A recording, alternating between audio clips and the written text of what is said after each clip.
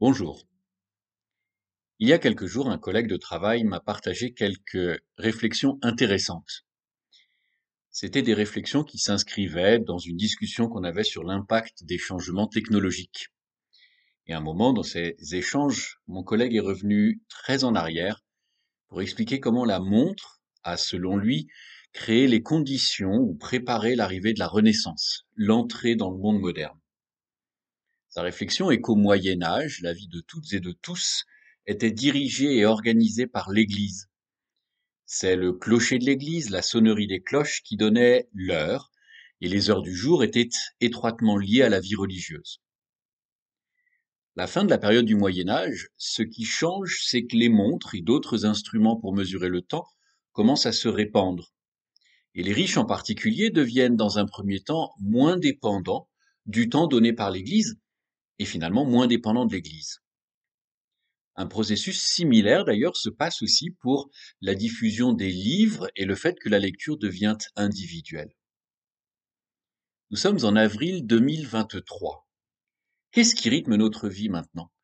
Quels sont les repères de temps de notre vie? Je vous propose de regarder un texte qui se trouve dans le livre aux Hébreux. Nous lirons en Hébreux chapitre 9, les versets 24 à 28. Lorsqu'on en fera la lecture, vous verrez que c'est un passage qui parle clairement de l'œuvre de Christ. Et c'est aussi évidemment facilement explicable par le fait que l'épître entière, l'épître aux Hébreux, est consacrée à montrer la supériorité parfaite et définitive de Christ. Alors, je vous propose d'abord de lire les versets. Hébreux chapitre 9, versets 24 à 28. En effet, ce n'est pas dans un sanctuaire fabriqué par des mains humaines, imitation du véritable, que le Christ est entré mais dans le ciel même, afin de paraître maintenant pour nous devant Dieu. Ce n'est pas non plus pour s'offrir maintes fois comme le grand prêtre entre année après année dans le sanctuaire avec du sang qui n'est pas le sien, sans quoi il aurait dû souffrir maintes fois depuis la fondation du monde. Mais maintenant, à la fin des temps, il s'est manifesté une seule fois pour abolir le péché par son sacrifice. Et comme il est réservé aux humains de mourir une seule fois, après quoi vient le jugement, de même aussi le Christ qui s'est offert une seule fois pour porter les péchés d'une multitude, apparaîtra une seconde fois, en dehors du péché, pour ceux qui l'attendent en vue du salut. Alors d'abord, on va voir qu'il y a trois expressions qui rythment ce passage, mais qui rythment aussi l'histoire humaine. Et en fait, on voit que ces versets s'articulent autour de quelques expressions qui reviennent plusieurs fois. Ces expressions sont ce n'est pas, une seule fois et une seconde fois. Tout d'abord, l'auteur nous rappelle que Pâques, la mort et la résurrection de Jésus-Christ constituent une rupture fondamentale dans l'histoire de l'humanité. Et c'est ce que souligne l'emploi répété de l'expression ce n'est pas. Nous lisons au verset 24, ce n'est pas dans un sanctuaire fabriqué par des mains humaines, imitation du véritable, que le Christ est entré. Nous lisons au verset 25 puis 26, ce n'est pas non plus pour s'offrir maintes fois, comme le grand prêtre entre année après année dans le sanctuaire avec du sang qui n'est pas le sien. L'auteur commence ici par rappeler le sens de Pâques, le sens de l'œuvre du Christ, en insistant sur ce que ce n'est pas. Pâques, l'œuvre du Christ n'est pas liée à un édifice particulier. C'est pas lié à un tabernacle, ça n'est pas lié à un temple particulier vers lequel nous devrions nous tourner ou vers lequel nous devrions aller. Pâques, l'œuvre de Christ n'est pas non plus un processus qui est répété ou un processus qui demande à être refait maintes fois ou plusieurs fois en reprenant quelques expressions du texte. Pâques n'est pas non plus un événement qui aurait une efficacité limitée. C'est d'ailleurs ce qu'un peu avant a déjà écrit dans le chapitre 9, l'auteur de l'épître aux Hébreux.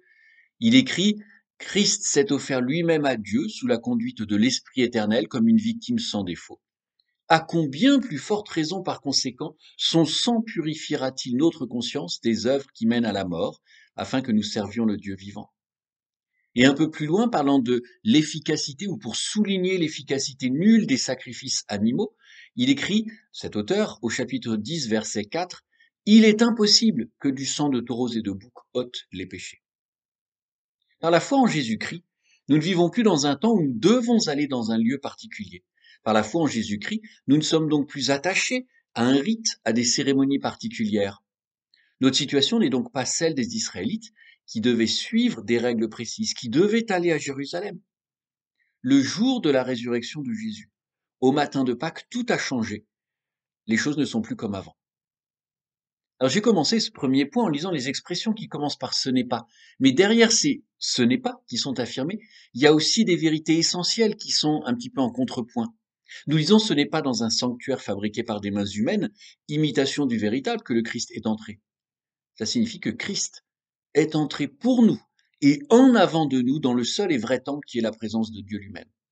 C'est cette présence qui est décrite à la fin de la Bible en Apocalypse chapitre 5 verset 6 par exemple.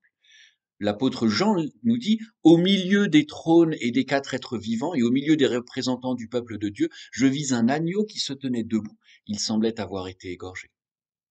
Nous avons lu aussi en Hébreux chapitre 9 verset 25, ce n'est pas non plus pour s'offrir maintes fois, comme le grand prêtre entre année après année dans le sanctuaire avec du sang qui n'est pas le sien. Ceci sous-entend que Christ est entré une fois pour toutes, présenter son propre sang devant Dieu le Père.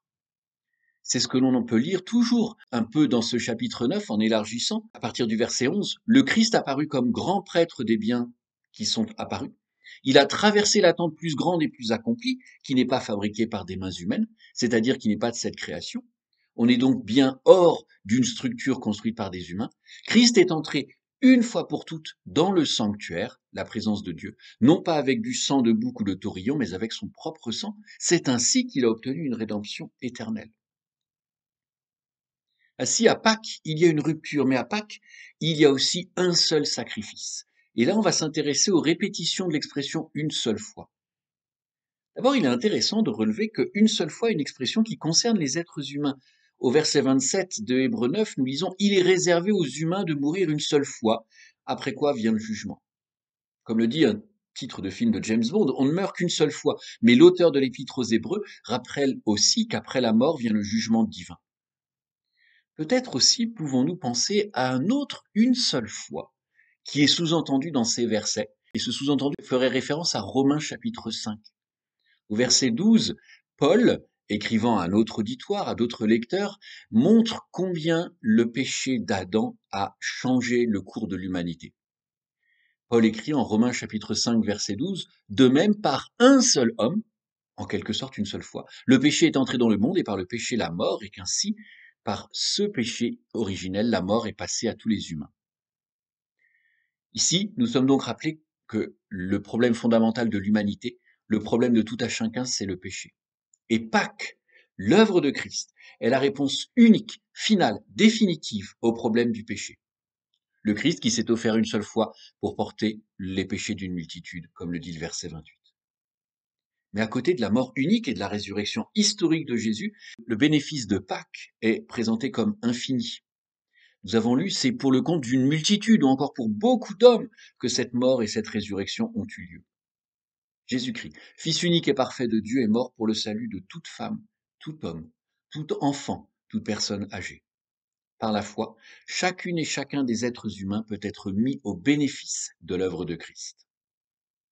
Au verset 26, on a encore une seule fois qui apparaît. Christ s'est manifesté une seule fois pour abolir le péché par son sacrifice. Christ est venu une seule fois, et cette seule fois a suffi à abolir le péché. Cette seule fois a suffi à ôter le péché. Ce dont l'auteur parle ici, c'est la destruction de la domination que nous subissons par le péché. L'auteur parle ici de la destruction du pouvoir que le péché a sur nous. À Pâques, tout cela a été accompli, une fois et une fois unique pour nous. Christ est venu une seule fois, et par sa mort et sa résurrection, il a délivré tous les êtres humains de la domination du péché. Enfin, dans un troisième temps, eh bien, depuis Pâques, il y a une attente. Et nous voyons cela par une expression, alors qui n'est pas tant une répétition qu'une sorte d'opposition à une seule fois. En effet, nous lisons au verset 28, Christ apparaîtra une seconde fois, en dehors du péché, pour ceux qui l'attendent en vue du salut. Dans cette citation, il y a une expression importante, en dehors du péché, ou sans rapport avec le péché, ou encore non plus pour ôter les péchés. Cette expression ne peut pas concerner Christ, puisqu'il est sans péché. Cette expression ne peut pas non plus nous concerner, nous, enfants de Dieu, parce que le verset 26, auparavant, a parlé d'une abolition du péché, abolition qui est pour notre bénéfice. Il me semble que le cœur de cette phrase, c'est l'œuvre de Christ et le rappel qu'elle a été accomplie une fois pour toutes. La mort de Christ pour nos péchés, sa résurrection comme triomphe sur le péché, ont eu lieu il y a presque 2000 ans et n'ont plus à avoir lieu. Alors quelle est cette seconde fois dont l'auteur de l'Épître aux Hébreux parle? Eh bien, l'auteur annonce ici le retour prochain de Christ. Le Seigneur Jésus lui-même l'avait annoncé à ses disciples en Jean 14, à partir du verset 1. S'adressant aux disciples, il leur disait que votre cœur ne se trouble pas. Mettez votre foi en Dieu, mettez aussi votre foi en moi. Il y a beaucoup de demeures dans la maison de mon Père, sinon, vous aurais-je dit que je vais vous préparer une place? Donc je m'en vais vous préparer une place. Je reviens vous prendre auprès de moi pour que, là où moi je suis, vous soyez vous aussi. Christ apparaîtra une seconde fois. Et cette seconde fois est pour celles et ceux qui l'ont accepté comme Sauveur et Seigneur. Le retour de Christ ou sa seconde apparition ne sera pas une répétition, une sorte de bis de sa première venue. Tout a été parfaitement et définitivement accompli pour notre salut lors de sa première venue. Le retour de Christ, cette seconde apparition, est prévue, décidée pour nous rassembler avec lui pour l'éternité. En introduction, j'avais attiré notre attention sur ce qui marque notre temps. Au Moyen Âge, le temps était marqué par la vie de l'Église. Puis ensuite, on est devenu beaucoup plus indépendant. On décide, on marque nos temps individuellement. Mais à la lumière de ce que nous venons de lire, en Hébreux chapitre 9, à partir du verset 24, dans quel temps sommes-nous?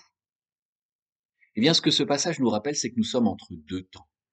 Le premier temps est celui du week-end de Pâques, pas celui de nos célébrations, mais celui où Christ a été livré pour nos péchés et où il est ressuscité 3 jours après. Comme nous l'avons lu au cours de cet unique week-end de Pâques, le Christ s'est offert une seule fois pour porter les péchés d'une multitude. Au cours de ce même et unique week-end de Pâques, Christ s'est manifesté une seule fois pour abolir le péché par son sacrifice. Nous pouvons donc maintenant vivre dans la certitude que Pâques est un événement unique, qu'il a déjà eu lieu et que cet événement suffit. Tous nos péchés sont pardonnés par l'œuvre de Christ. Et plus extraordinaire encore, le pouvoir du péché est aboli. Nous sommes libérés de l'esclavage du péché. Mais en plus de cela, l'auteur de l'Épître aux Hébreux parle d'un second temps, un temps qui est encore à venir. Nous sommes dans l'attente de la seconde fois. Cette seconde fois où Christ apparaîtra en dehors du péché pour ceux qui l'attendent en vue du salut. Cette seconde fois est celle où nous serons réunis avec notre Sauveur. Cette seconde fois est celle où nous passerons au travers du jugement, couverts par le sang de Christ. Et c'est au cours de cette seconde fois que nous entrerons dans l'éternité avec Christ. Mais si nous sommes entre deux temps, le temps unique qui a eu lieu, qui nous a délivrés, et le temps à venir de cette seconde apparition, comment vivre entre ces deux temps? Tout d'abord, nous devons vivre en sachant que nous sommes libérés de l'esclavage du péché et libérés de la culpabilité du péché. De façon intéressante, que ce soit dans les versets sous nos yeux ou dans l'ensemble de cet épître, à aucun moment l'auteur des Hébreux ne dit que nous sommes parfaits. Par contre, ce qu'il nous dit là, c'est que nos erreurs, nos faiblesses, nos péchés présents à venir ne changent rien à ce que Christ a accompli pour nous à Pâques. Et d'ailleurs, dans un passage très connu de Hébreux, au chapitre 12, verset 1, c'est à ça que l'auteur fait référence. Il écrit « Nous donc aussi, puisque nous sommes entourés d'une si grande nuée de témoins, rejetons tout fardeau et le péché qui nous enlace si facilement, et courons avec persévérance l'épreuve qui nous est proposée. » Ce verset implique que l'on continue à pécher, et que nos ancêtres dans la foi d'ailleurs le savent. Nos erreurs quotidiennes, nos péchés ne doivent pas nous arrêter ou nous ralentir, car Christ, conformément aux mots qui sont sous nos yeux ce matin, s'est manifesté une seule fois pour abolir le péché par son sacrifice. En même temps, nous devons aussi vivre en sachant que notre horizon doit être la seconde apparition de Christ. Cette seconde apparition ne sera pas pour nous laver ou nous purifier du péché. Cette seconde apparition ne sera pas pour régler et vaincre le problème du péché. Tout cela a déjà été réalisé. De tout cela, nous bénéficions par la foi en Jésus-Christ. Cette seconde apparition que nous attendons, c'est la réunion avec notre Dieu, avec notre Sauveur. Et cela doit nous encourager, nous donner de la joie. Mais le Seigneur Jésus lui-même a insisté sur la responsabilité que cela nous donne. Vivant dans l'attente de sa seconde apparition, nous devons nous tenir prêts. Et on peut citer quelques paroles qu'il donnait à ses disciples en Luc, chapitre 21. À partir du verset 34, il disait « Prenez garde à vous-même, de peur que votre cœur ne s'alourdisse dans les excès, les ivresses et les inquiétudes de la vie, et que ce jour n'arrive sur vous à l'improviste. comme un filet, car il viendra sur tous ceux qui habitent la surface de la terre. Verset 36. Restez donc éveillés et priez en tout temps, afin que vous ayez la force d'échapper à tout ce qui va arriver et de vous tenir debout devant le Fils de l'homme. Vivre entre ces deux temps, vivre dans l'attente de la seconde apparition de Christ, c'est rester éveillé, c'est prier, c'est se tenir debout. Au démarrage, je faisais référence au fait que pendant des siècles, la vie religieuse finalement dirigeait le temps. À présent, certainement en Occident et peut-être ailleurs, chaque individu est vu comme responsable de son temps, responsable de le gérer, de l'utiliser, d'en disposer. Les versets, lui, étudiés, nous rappellent que la mort et la résurrection de Jésus, à Jérusalem, il y a 2000 ans, ont marqué l'histoire. À ce moment-là, Christ s'est manifesté une seule fois pour abolir le péché par son sacrifice. Il s'est offert une seule fois pour porter les péchés d'une multitude. Un autre jour extraordinaire se profile. C'est le jour où Christ apparaîtra une seconde fois pour ceux qui l'attendent en vue du salut. Ces 2 jours, ces 2 temps, l'un passé, l'autre à venir, doivent pour nous, croyantes et croyants, marquer nos vies. Nous devons rester conscients que nous sommes entre ces 2 temps, que ces 2 temps doivent constituer pour nous une ancre et un horizon. Une ancre qui nous assure que le sacrifice unique de Dieu est suffisant, que nous sommes délivrés de la culpabilité du péché, que nous sommes libérés de l'esclavage du péché. Un horizon, parce que nous attendons l'achèvement de notre salut. Et comme nous regardons à cet horizon, comme nous attendons la seconde apparition et l'achèvement de notre salut, nous nous tenons debout, nous nous tenons prêtes et prêts pour le retour de Christ.